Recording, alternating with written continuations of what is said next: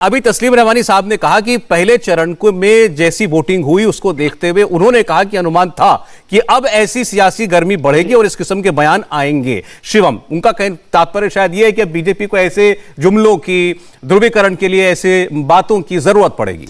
मैं बड़ी शालीनता और सम्मान के साथ कहना चाहता हूं, तस्लीम रहमानी जी सेफोलॉजिस्ट कब बने मुझे नहीं पता, और दूसरी बात यह भी कि डिसेंट ड्रेसिंग कैसी होती है और नॉन डिसेंट ड्रेसिंग कैसी होती है, इस बात की परमिशन भी इस देश की महिलाओं को और खास तौर पर मुस्लिम महिलाओं को तस्लीम रहमानी जी से पूछकर ही कपड़े अगर पहनने पड़ेंगे तो लोकतंत्र बचा कहां। आपको इस बात पर कॉमेंट नहीं करना चाहिए। और मैं बड़ी शालीनता और सम्मान के साथ कहना चाहता हूं, सुन लीजिए तस्लीम जी, कि इस देश के लोगों को हो क्या गया है। सौरभ जी, मैं आपको कहता हूं ऑन रिकॉर्ड कि इस देश की प्रधानमंत्री, राष्ट्रपति, कोई भी हिजाब वाली महिला बन सकती है, लेकिन अगर 10वीं तक के स्कूल में वो हिजाब पहनकर प्रधानमंत्री बनने के बाद भी जाएंगी तो इस देश को उनको रोकना चाहिए। और कानून और संविधान कहता है कि वो नहीं जा सकती, चाहे वो प्रधानमंत्री ही क्यों ना हो।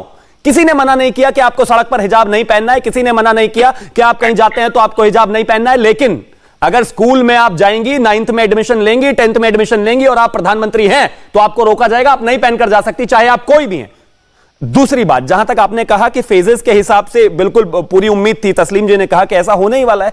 यह देश कोई बहुत ज्यादा नई सिचुएशन में तालिबान सोच से ग्रसित नहीं है। इस देश में 71 साल की महिला जब शाहबानो को उसके अधिकारों से वापस मुंह फेर दिया गया, कोर्ट का डिसीजन देने के बाद भी उनको रकम नहीं मिली, उनको मेंटेनेंस नहीं मिला, वो तालिबानी सोच थी। इस देश में जब कमलेश तिवारी को 15 चाकू मारे गए, वो तालिबानी सोच थी। इस देश में जब 51 चाकू अंकित शर्मा को मारे गए, वो तालिबानी सोच थी। और यही तालिबानी सोच का एक नया तरीके से उसको रैप करके लाया गया है, जहां एक 4 साल की बच्ची को सिखाया जा रहा है कि आपको हिजाब पहनकर आगे जाना है क्योंकि यह आपकी बेहतरी के लिए जरूरी है। मुझे लगता है कि एक महिला को क्या पहनना चाहिए वो उसका अधिकार है, लेकिन वहीं पर जम्मू एंड कश्मीर का गौरव होने वाली एक महिला अरूजा जो 99+ अंक लाती हैं और उसके बाद इस देश के तमाम मुस्लिम उसके पीछे पड़ जाते हैं कि उसको हिजाब पहनना चाहिए। मतलब उसकी मर्जी, वो अपनी मर्जी से हिजाब पहन तो सकती है, लेकिन अगर वो हटाना चाहे तो हटा नहीं सकती है। हिपोक्रेसी है और खास तौर पर पुरुष समाज को इस पर सोचना चाहिए। ये अपने एक जवाब मैं इस पर तस्लीम रहमानी जी का जरूर लेना चाहूंगा। आपने जम्मू कश्मीर की जिस बेटी का जिक्र किया, हमारे साथ वारिस पठान जी भी जुड़ गए हैं। वारिस पठान साहब, स्वागत है, आपको आवाज मिल रही है? जी मिल रही है सौरभ साहब, आपकी आवाज। मैंने क्योंकि जिक्र शुरू कर दिया था, एक बार रहमानी जी उसका जवाब दे दें, फिर मैं आपके पास आता हूं।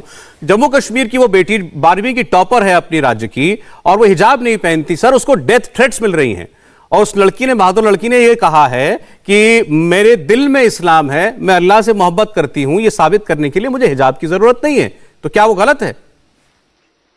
नहीं, मैं तो वेलकम करता हूं, मैं मुबारकबाद देता हूं और वो बहुत काबिल लड़की है और हम दुआ करते हैं कि वो लड़की इस मुल्क की प्रधानमंत्री बने।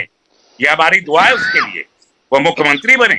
और शिवम जी जो कह रहे थे, मैंने तो सैयदा अनवरा तैमूर से नहीं कहा था, इस मुल्क के किसी पॉलिटिकल लीडर ने या इस्लामिक या रिलीजियस लीडर ने अनवरा तैमूर से नहीं कहा था कि आप हिजाब पहनिए।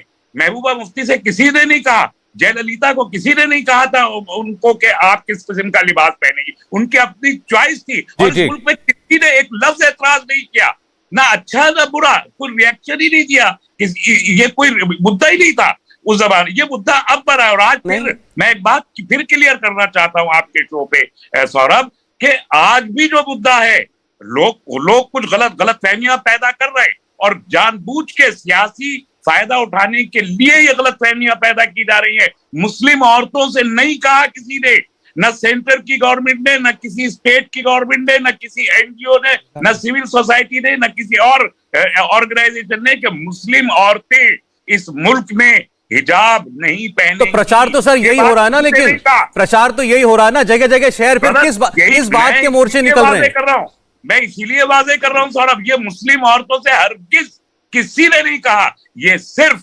यूनिफॉर्म का एक मसला है। बिल्कुल, और यूनिफॉर्म के इस मसले को out of proportion blow up किया। अब मैं आपके पास आऊंगा रहमानी साहब, ये जानने के लिए कि इस मामले को आउट ऑफ प्रोपोर्शन कौन उठा रहा है, कौन इसको इतना बड़ा मुद्दा बना रहा है, तिल का तार बना रहा है। वारिस पठान साहब, एक सेकंड, वारिस पठान साहब का इंतजार बहुत देर से था, क्योंकि जो बयान ओवैसी साहब ने एक रैली में दिया कि एक दिन हिजाब पहनने वाली बच्ची इस देश की प्रधानमंत्री बनेगी, ऐसी उन्होंने दुआ की, उस पर रिएक्शन आया। यहाँ प्रेम शुक्ला जी हैं, उन्होंने भी कहा, केंद्रीय के मंत्री हैं गिरिराज सिंह, उन्होंने भी कहा कि ये दिन इस मॉडर्न हिंदुस्तान के अंदर तो मुमकिन नहीं है। ये तभी हो सकता है जब यहां पर लोकतंत्र खत्म हो जाए एक दिन और इस्लामिक राज आ जाए।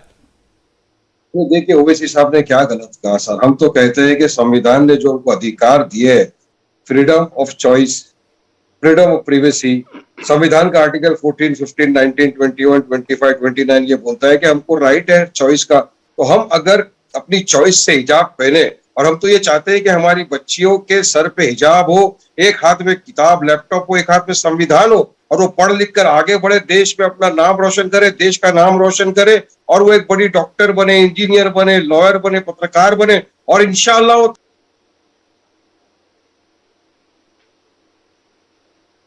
वारिस साहब एक बार चेक कर लें, आपका म्यूट तो नहीं हो गया सिस्टम, आवाज नहीं आ रही आपकी, एक सेकंड। बीजेपी वालों को अचानक से नफरत की राजनीति करने का क्यों आ गया? क्योंकि इनको पता है कि इनके पैर के नीचे से जमीन खसक गई है, पांचों राज्य में इनकी हार निश्चित है, इसलिए वो मुद्दों से ध्यान भटकाने के लिए ये मुद्दा लेकर आ गए। अब कर्नाटका गवर्नमेंट ने एक नोटिफिकेशन निकाला, वो असंवैधानिक नोटिफिकेशन है, वायलेशन है फंडामेंटल राइट्स का। तो हम तो बोल रहे हैं ना कि भाई क्यों वायलेशन, इस तरफ निकालने की जरूरत क्या थी? और आपने देखा ना सौरभ भाई, किस तरह से एक बेटी को हैकल किया गया था, हाउंड किया गया था, उसको 40-50 लोग भगवा गले में डाल के आ गए शाल, और उस बहादुर बच्ची शेरनी मुस्कान ने कहा तकबीर अल्लाह अकबर, वो अपने हक की लड़ाई लड़ी थी, राइट पे सही है। तो किसी ने वायलेंस किया नहीं, तो संविधान के दायरे में रहकर अगर हक की लड़ाई लड़ना गलत है, बताइए सौरभ भाई। नहीं बिल्कुल, आप कानून के दायरे में रहकर अपने हक की लड़ाई लड़ें वारिस पठान साहब, इस पर कोई एतराज किसी को नहीं हो सकता। मेरा सवाल केवल इतना, अभी तस्लीम रहमानी जी बैठे हैं, वो और ये सवाल हम सबका है कि ये बात केवल और केवल स्कूल के अंदर एक हिजाब पहनकर या एक इस्लामी ड्रेस पहनकर जाने की थी, इसके अलावा कुछ नहीं। तो फिर आज दिल्ली में, जयपुर में, जाने कहां कहां, महाराष्ट्र में जाने कहां कहां मोर्चे निकल रहे हैं, पश्चिम बंगाल में टीयर गैस चलाने की नौबत आ गई है। इसको आउट ऑफ प्रोपोर्शन क्यों बढ़ाया जा रहा है? अरे भाई, कर्नाटक में एक नोटिफिकेशन आया जो केवल कर्नाटक के स्कूलों तक सीमित है, और वो मामला हाईकोर्ट में चल रहा है। तो पूरे हिंदुस्तान में इस किस्म के मोर्चे निकालने की क्या बात हुई? देखिए, इसको शुरुआत किसने किया? भाजपा ने शुरुआत किया ना। इतने वर्षों से हमारी बहनें सर पर हिजाब ओढ़कर जा रही थी कॉलेजों में, स्कूलों में, किसी को तकलीफ नहीं थी। अचानक से तकलीफ क्यों इनको शुरू हो गई? सौरभ भाई, हम तो ये कहते हैं ना, हमारे सरदार भाई भी अगर स्कूल कॉलेज में जाते हैं, फेटा बांधिए, पगड़ी पहनिए, आपका राइट ऑफ प्रैक्टिस रिलीजन है, आप इस्तेमाल करिए, हमको कोई ऑब्जेक्शन नहीं है। मगर वहीं पर अगर हमारी बेटियां अपनी मर्जी से हिजाब पहनकर कॉलेज स्कूल में जाए तो क्या प्रॉब्लम है? अच्छा, स्कूल कॉलेज में जाने से क्या संविधान सस्पेंड हो जाता है?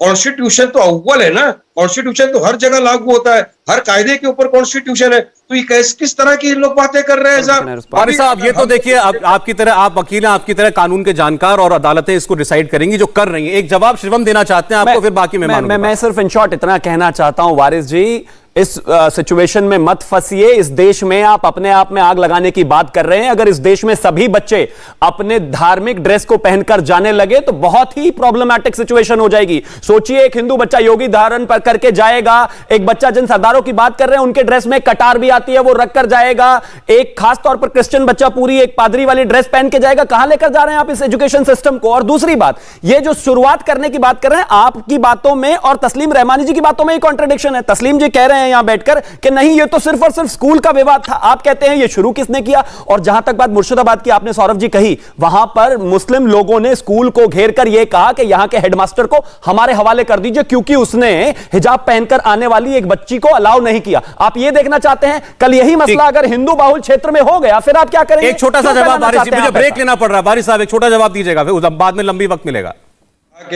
पश्चिम बंगाल के अंदर ये हो गया तो क्यों करने की जरूरत पड़ी? वहां पे कर्नाटका का इशू था तो, अरे ये इशू भाजपा का बना हुआ है सौरभ भाई, मैं अभी भी बोल रहा हूँ। वारिस भाई, बंगाल में थोड़ी बीजेपी की सरकार है, वहां पर एक बच्ची जो है, वहां पर एक बच्ची हिजाब और बाकी पूरा शायद लिबास ओढ़कर पहन करके गई थी स्कूल में, वहां टीचर ने मना कर दिया उसको।